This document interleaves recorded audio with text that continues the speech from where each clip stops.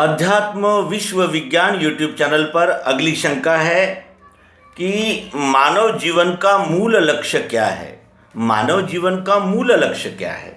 क्योंकि हम ये देखते हैं, भले ही हम कितनी ही संपत्तियों को जमा करें, कितना ही मान सम्मान इकट्ठा करें, कितना भी हमारी प्रतिष्ठा निर्माण हो जाए, कितने भी बड़े बड़े पदों पर हम चले जाएं, लेकिन अंत समय में ये सब कुछ हमारे साथ आता ही नहीं।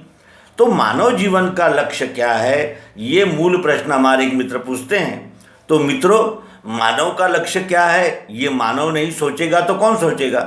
हम भी अगर ये सोचते हैं कि मानव का लक्ष्य क्या है, तो हमें सबसे पहले ये ध्यान में आता है कि मानव अपने आप को बनने और मिटने वाली वस्तु मानता है। क्यों? क्योंकि वो शरीर से प्रेम करता है, इस शरीर को ही अपना स्वरूप समझता है। तो वास्तविक में शरीर ही अपना स्वरूप नहीं है, शरीर धारण किया है उस आत्मा ने, और आत्मा के ही अनंत जन्म होते हैं। जब हम इस शरीर को त्याग देते हैं, तब हमारी लिंग देह 17 तत्वों के संस्कार लेकर जाती है। जैसी वासनाएं होती है वैसा ही शरीर धारण करती है। इसीलिए हमें अपनी वासनाओं की जांच करनी चाहिए और तत्वदर्शी सद्गुरु से दिव्य चक्षु अर्थात स्वस्वरूप का ज्ञान अवश्य ही प्राप्त करना चाहिए, जिससे हम यानी इस जीवन में आनंद प्राप्त कर सकें, स्थायी समाधान के भागी बने।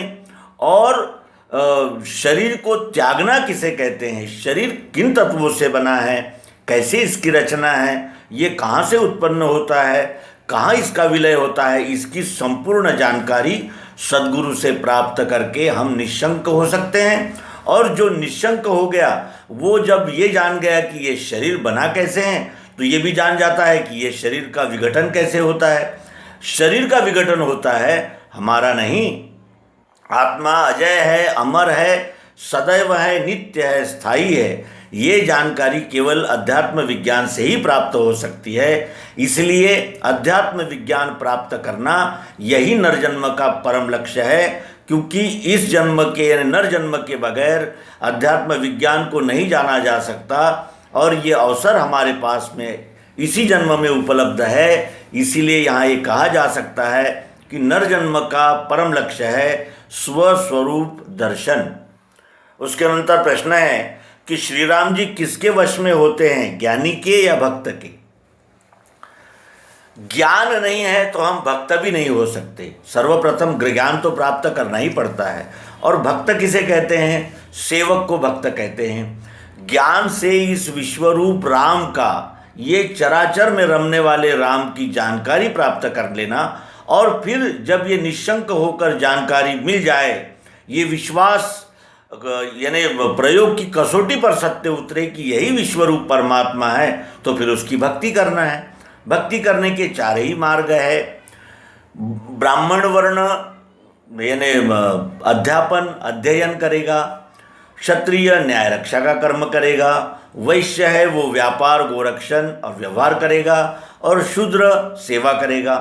इन 4 ही वर्णों से यानी 4 ही प्रकार के कर्मों से हम इस विश्वरूप परमात्मा की सेवा कर सकते हैं। ये तो भक्ति है। लेकिन विश्वरूप परमात्मा से एकाकार होकर जब हम कर्म करते हैं, तो वही अनन्य भक्ति अकर्म हो जाता है। और अकर्म यानी अकर्म से यानी जिसे कहते हैं अनन्य भक्ति करना, यही इस जीव का परम लक्ष्य है। इसीलिए यहाँ ये कहा जा सकता है कि राम केवल ज्ञानी के वश में नहीं होते, भक्त के वश में होते हैं। हमारे पास बहुत ज्ञान है, और हम किसी को कहें कि भाई आप हमें रोटी खिला दीजिए, हम बड़े ज्ञानी हैं, तो वो नहीं खिलाएगा।